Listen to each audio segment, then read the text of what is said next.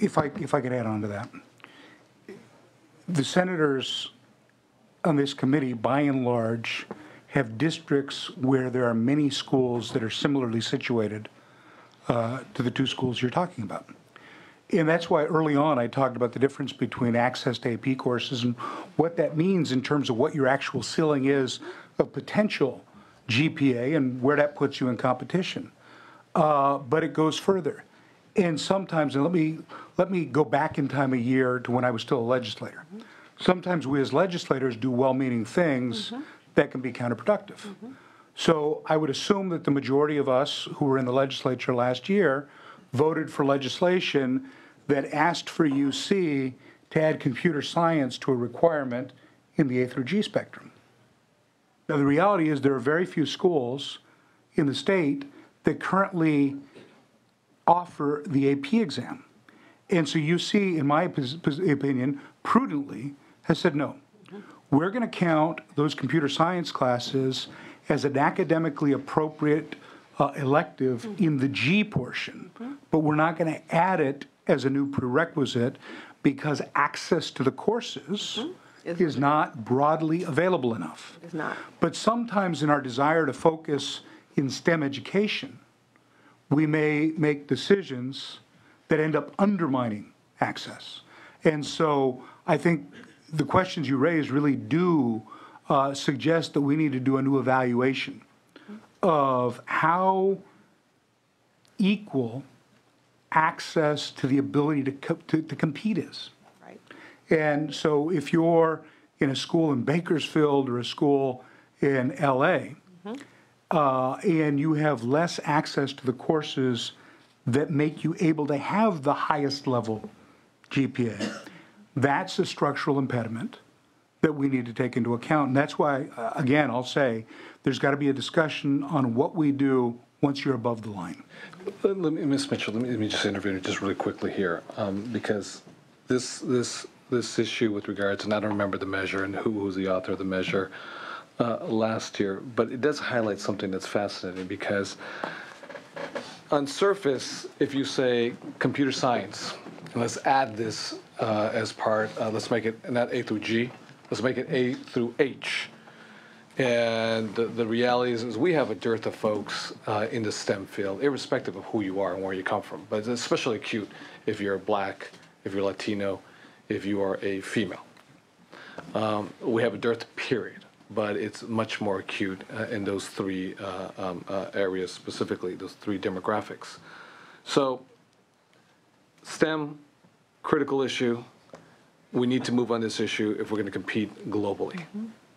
It's the right thing to do. We need to do it. Now, that's where lies a conundrum, because unless you have UC regents with the sense of intentionality, understanding the dearth that exists, but the suggestion saying, wait a second, the unintended consequences are if we make this A through H, in reality, the poor admissions rate today just got poor tomorrow. And those are, whoever proposes those types of measures, very well intentioned, understanding the crisis and positioning the state of California and the United States to make sure that we're competitive with the rest of the world, Japan, South Korea, China, and elsewhere.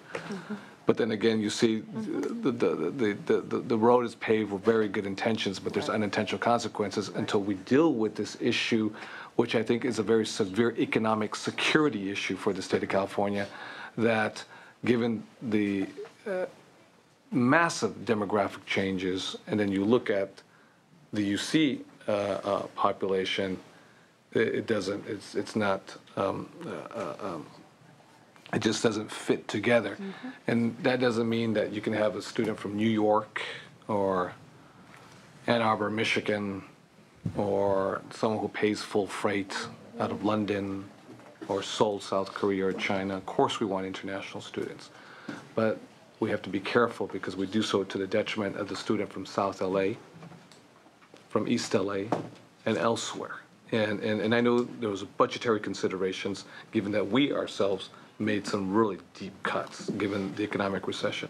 But this is the point I just want to really highlight, because that's why getting into the weeds and really understanding the goal and focus too has to be to address this large gulf, this chasm that should be of highest priority. And I apologize, Ms. Mitchell. It's okay, and recognizing why that's in the state's best interest. It's the students from those communities who will stay here and buy homes here and run for office here and start small businesses here and keep California on the trajectory to which we have grown accustomed as being the innovator in this nation and in the world. It's those students who will continue to be Californians, and that's critical. Senator, may I give you one other piece of response, though, to the, because I think the other huge structural impediment is cost.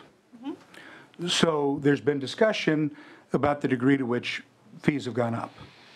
And part of it has been required out of economic necessity given disinvestment.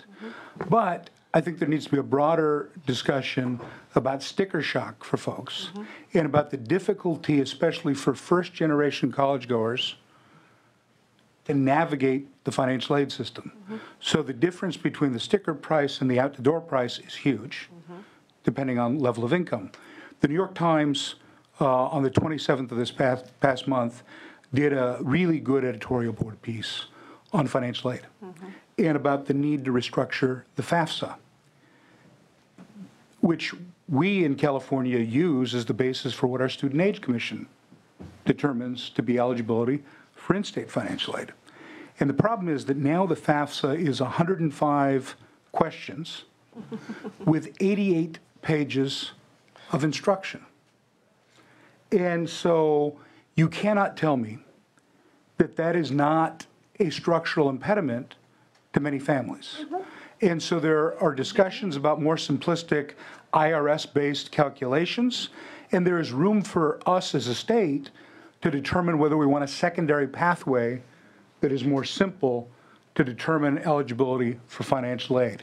But that is a huge impediment, especially for first-generation college-goers.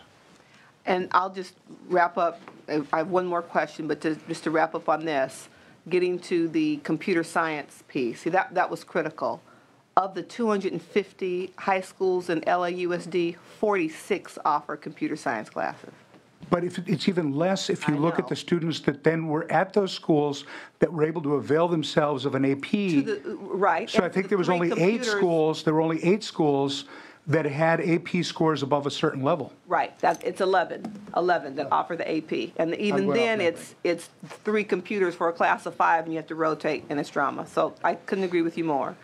I think it's important and very timely that we're having this conversation today, recognizing that the core message of the Black Lives Matter movement that has taken over the first floor of the Capitol, is synonymous with the conversation we're having. The core message of that movement is access and equity, and that's what we're talking about in terms of the UC Board of Regents. One more question, Mr. Pro Tem, if I may, and I'll transition. I heard an amazing piece on NPR about a year ago that really challenged the net worth of a college education today, and talked about, the fact that there are still institutions of higher learning, primarily Ivy League, that still offer degrees in Romance languages. And I could hear my father saying, what job are you going to get with that degree? Let's just break this down.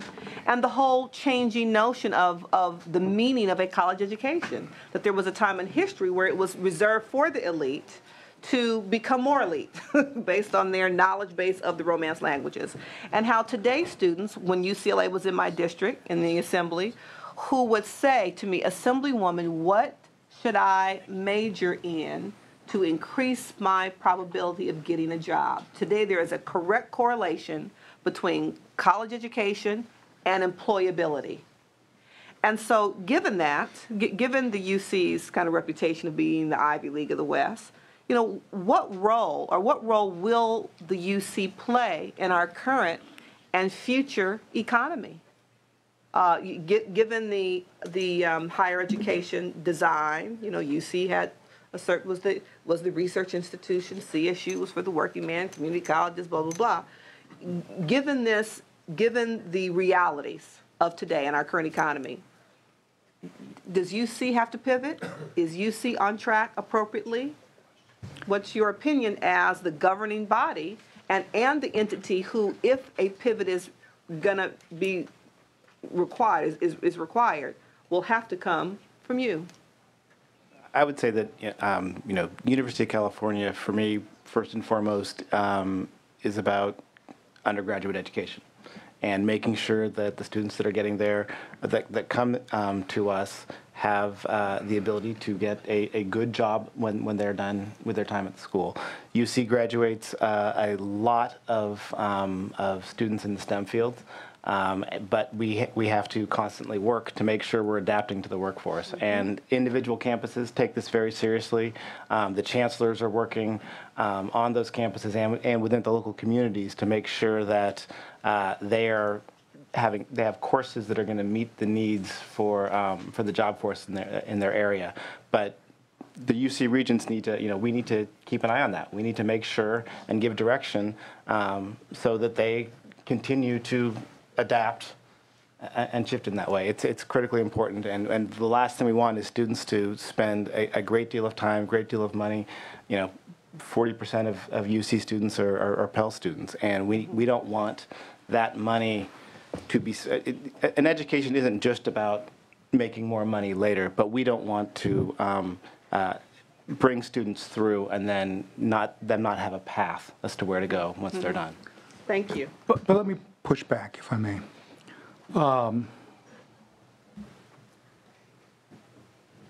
We're not talking about vocational education. We're talking about higher education. And I think as a legislature, there's been a very good pivot to figuring out how to incorporate the need for vocational education with the need for preparation for a traditional four-year institution. There's actually a variety, there's competing data that actually suggests broad-based liberal arts educations are incredibly valuable in terms of job placement as well. So you do have the specific areas of education, whether it be engineering or whatnot, that are very specifically tied to a long-term career path. But the success rate of students with a broad-based liberal arts education is actually very high and increasingly desirable in the startups, which are an area of huge economic expansion for us. So I debated answering that in one of the Romance languages because I don't think we should walk away from them. Thank you. On that note. Thank you. Thank you so very much, Ms. Mitchell. We would go to Mr. Canella.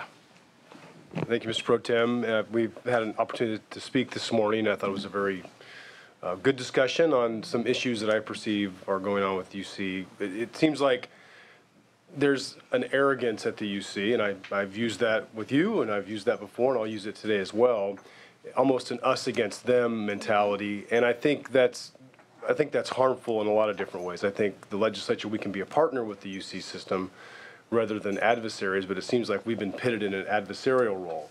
And I think there's real problems, I think, what we've talked about with minority students, but with all students. I mean, I've got many kids in my district that are very bright that cannot get into a UC. I'm a graduate of UC Davis. I went there because I played football. It's the reason that I got into the college. And I graduated with a degree in civil engineering, and I guarantee you there's no way I could go to UC Davis today. There's no possible way. And so I look at my kids. I have 4 kids that are working their way through the public school system, and it's my desire that someday they'll be able to attend UC, and I just find it's going to be very difficult to get through. And so that gets us to a number of different issues. Number one is the cost of tuition. I can just imagine with 4 children in the UC system getting 2 tuition increases in 1 year. How do you possibly plan for that? How does a middle-class family possibly plan to have those kind of tuition increases? If you look at just the cost of tuition, we say we haven't invested. Maybe that's true.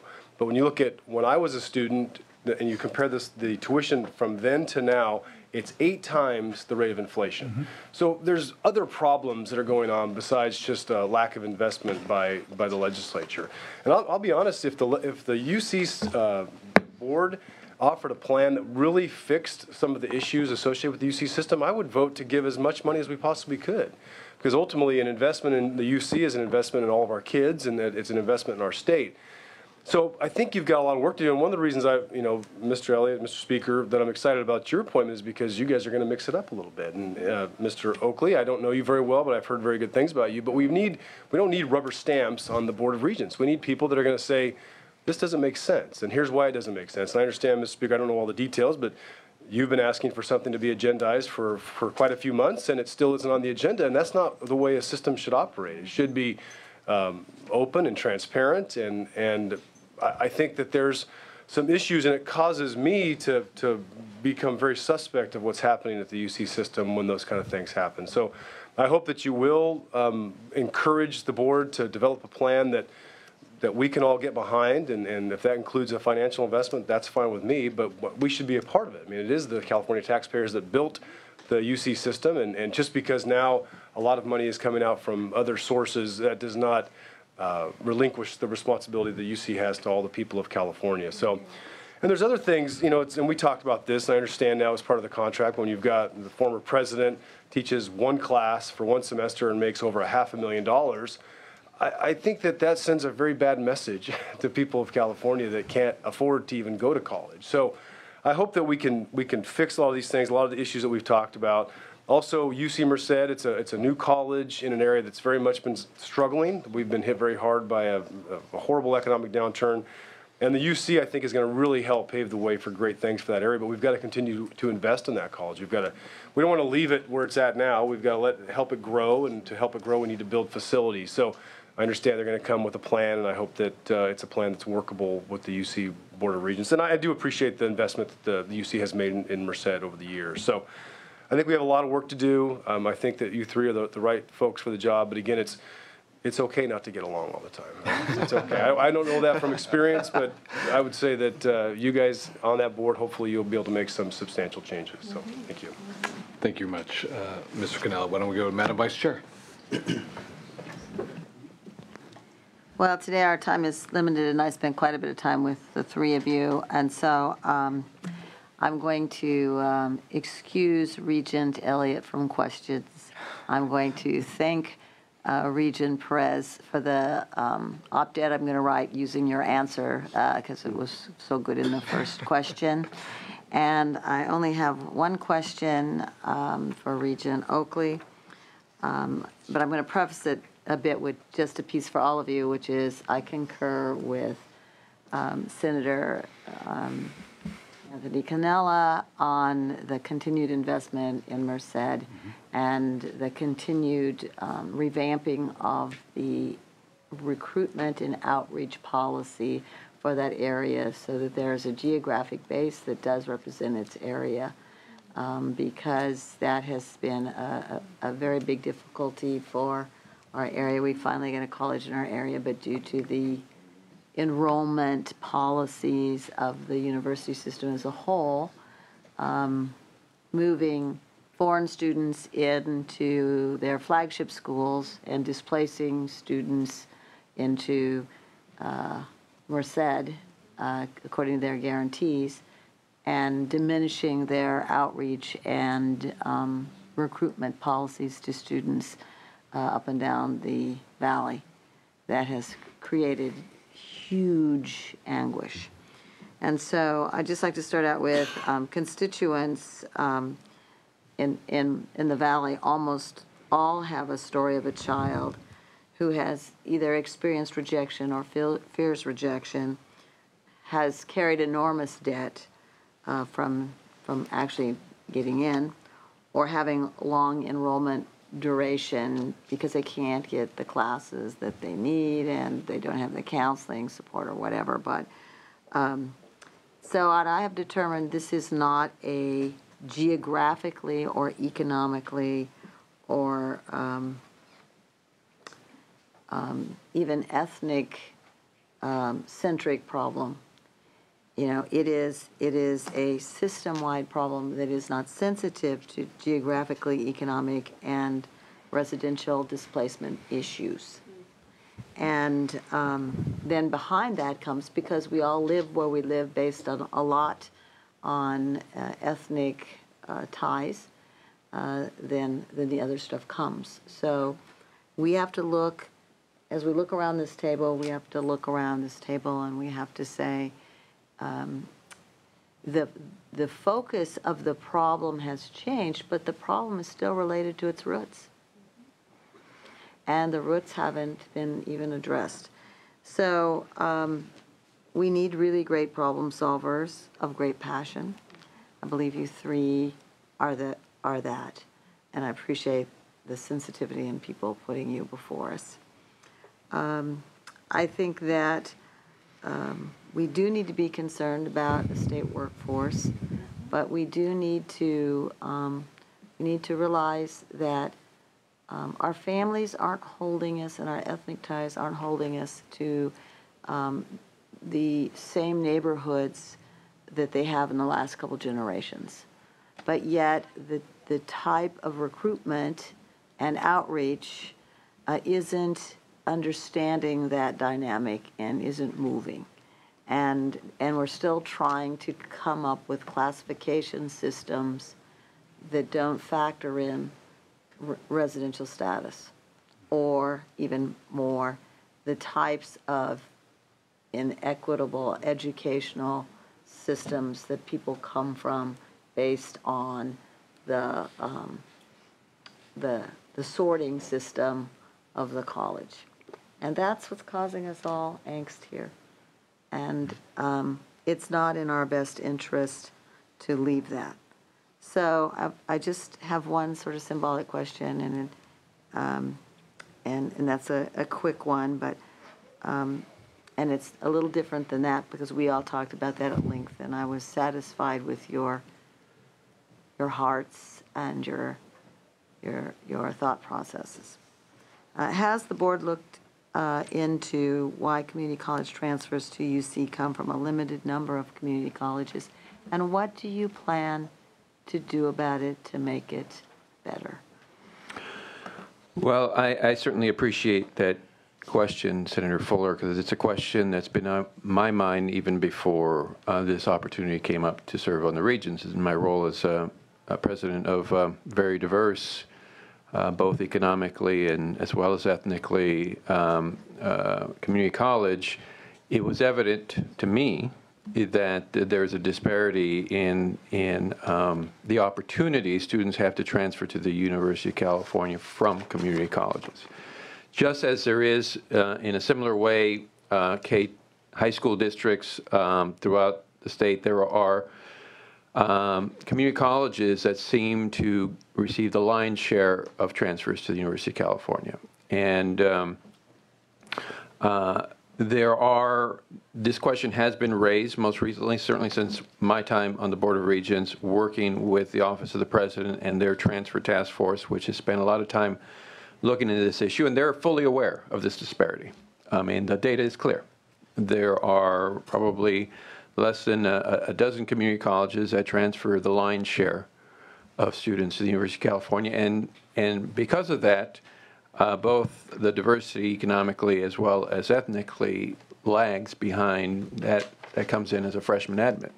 So this is definitely an issue that needs to be tackled, and I think most recently with President Napolitano's announcement of the transfer pathways that are being created, I think this gives us a window of opportunity to really look hard at this issue and to raise specific questions, that we must be a university that looks at all community college transfers and tries to put them on an equal plane, regardless of what community college they went to. And the way we do that is by making it clear to all students how to transfer, because some of this is built into the structure that we have. You have colleges like Santa Monica College, which is nearest to me, and they've done a wonderful job of building a culture on their campus of transfer. And students come there specifically to transfer. So it is a major focus. But these are students who are self-selecting. These are students who already know they want to transfer, who believe they can go to UC, who use Santa Monica College for that reason. And not to knock Santa Monica College, they do a great job. We have to extend that. And the university has to work with its community college partners to ensure that each community college has rigorous standards that prepare students for UC eligibility, and then the university must do a better job of creating clear pathways. So when you had 9 undergraduate campuses having 9 different pathways to the same major, that made no sense. And that's why you saw some of this disparity. I think if we can iron that out, make clear, like we did with the CSU through the transfer associate's degree, how to get from point A to point B, we begin to level the playing field for those students who have the least amount of infrastructure to understand how to navigate higher ed. I think those are some of the initial steps that I'm certainly going to continue to push. And I think the president is very clear, President Napolitano is very clear on where I stand on this issue. And I also believe, not speaking for my colleagues, but I think I can on this issue, they're very much on the same page.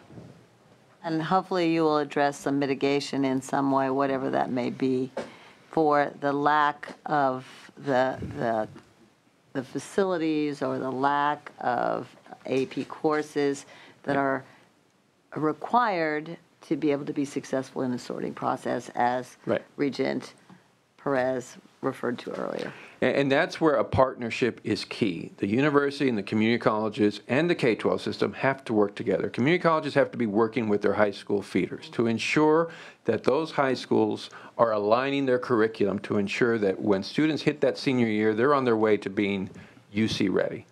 And so it's a responsibility of all of us. It's not our responsibility to point fingers at the K-12 system. It's our responsibility to all work together. Our universities, both CSU and the UC, train the majority of teachers in this state. We have a responsibility to ensure that our kids are being educated in a way that prepares them to succeed at the university.